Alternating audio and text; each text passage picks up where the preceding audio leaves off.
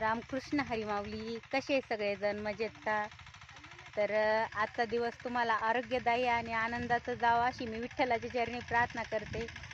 तर आज आपण काल व्हिडिओमध्ये बघितलं तर काँग्रेस उपटायचं चालू होतं आणि पॉवर टिलरचं काम चालू होतं. तर बघा आज लाईव्हमध्ये मी तुम्हाला पॉवर टिलरचं काम दाखवते.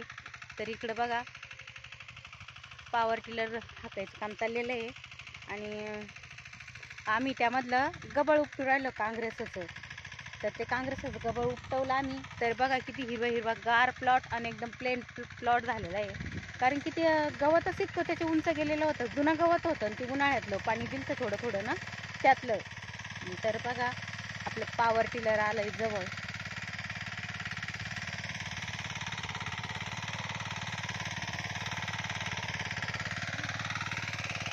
तर बघा इकडे चाललंय पॉवर टिलर आणि थोडंसं आपण जवळ जाऊन बघू.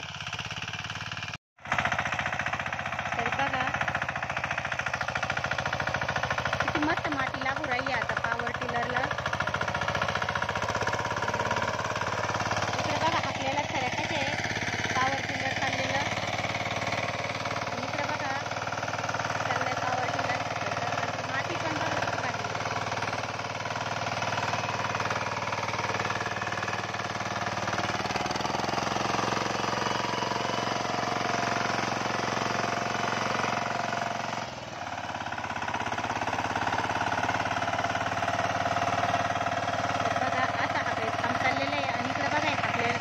ज्यामध्ये पॉवर टिलर हाकलेलं त्या साऱ्या बघा किती निर्मळ दिसू राहिल्या.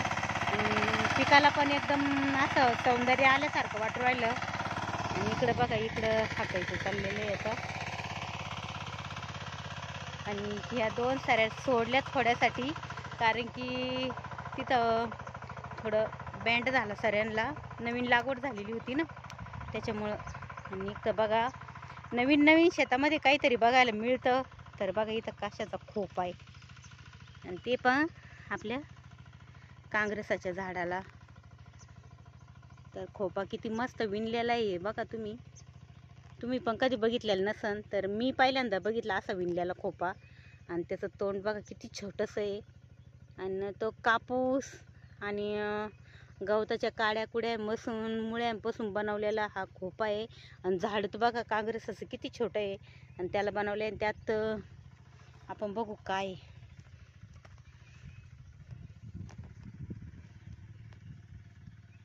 तर बघा त्यात आपल्याला दिसणार नाही इतकं छोटं. त्यात 3 अंडे बघा तुम्ही. इकडून बघू आपण कडल्या बाजूनं ते ना चमकतं. तर बघा 3 अंडे त्याच्यामध्ये.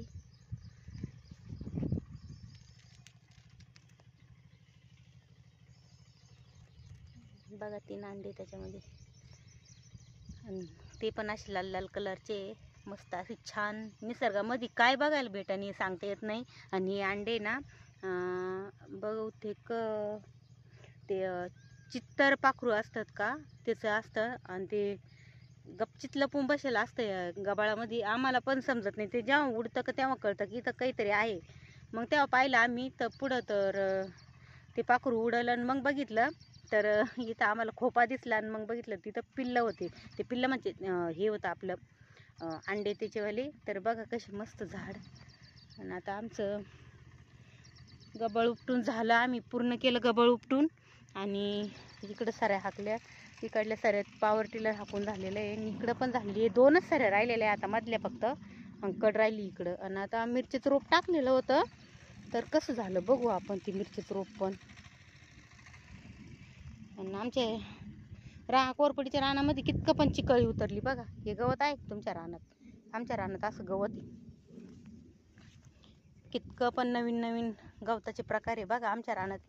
वाघनख सुद्धा आहे बरं. वाघनखीचा वापर कुठं केलेला तुम्हाला माहिती आहे ना? शिवाजी महाराजांनी. तर त्या गवताचं नाव सुद्धा वाघनख ठेवलेलं आहे. तर इकडे बघा मिरचीचं रोप बघा. हे 2 साऱ्या मिरचीचं रोप टाकलेलं आहे कोरपडीत. आणि यामध्ये हे मिरचीचं रोप आपल्या घरगुतीच मिरच्या होत्या ना अद्रकीमध्ये. तर त्याचेच आम्ही टाकलेलं आहे. तर लवंगी मिरच्याचं रोप आहे हे, काळ्या मिरच्या एकदम मस्त काळ्या भोर, आणि त्यामध्ये तळायच्या मिरच्या पण मी टाकलेल्या आहे आम्ही बरं का. ढोबळी मिरची असते ती पण टाकलेली त्याच्यात रोप ते मिरच्याचं. तर बरं वाटतं, तशी चांगलं राहतं खायला जेवणाबरोबर. आणि हे 2 सारे लावलेले ना आम्हाला. अजून मी तुम्हाला सांगितलं होतं मात्याच्या रानात गेले तेव्हाच सांगितलं होतं का आपण मागच्या व्हिडिओमध्ये मी तुम्हाला सांगितलं होतं की यामध्ये डाळिंबाचं बाग आहे, त्यात आपल्याला हिरव्या मिरच्याचं रोप लावायचं. ही मिरच्या लावायच्या आहे 1 एकर. तर हे रोप टाकलेलं आहे आम्ही. बघा आता एवढं झालेलं आहे हे रोप. हे बघा मोनूचं चाललं इथं पॉवर टिलर टाकायचं काम. आणि आता आम्ही चाललो घराकडं. तिथं तेवढं हाकून झालं तो घरी येणार आहे. तर आम्ही चालतो आता घराकडं.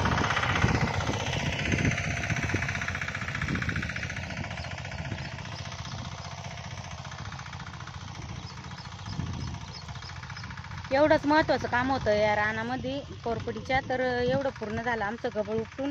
एक बाजू पूर्ण केली आणि दुसरी बाजू राहिलेली आहे. तर मी तुम्हाला दाखवते. तर चालता चालता आपल्या बकरीला थोडीशी गवताची मूठ. आणि इकडलं बघा, इकडलं राहिलेलं आहे बघा, ह्यो प्लॉट राहिलेला आहे. ह्यो प्लॉट एकदम चकाट झाला. इकडे बघा इतकं छान दिसतं ना, मस्त. बस नादच नाही करायचा आपल्या शेतीचा. बरोबर ना. तर बघा इकडलं राहिलेलं एवढं घेऊ आता. आणि आता मी चालते आता घरी, कारण की वेळ झाला. रान पण उपटून झालं. थोडासा वेळ आता आराम घेऊ आणि मग काम बघू. चला मग.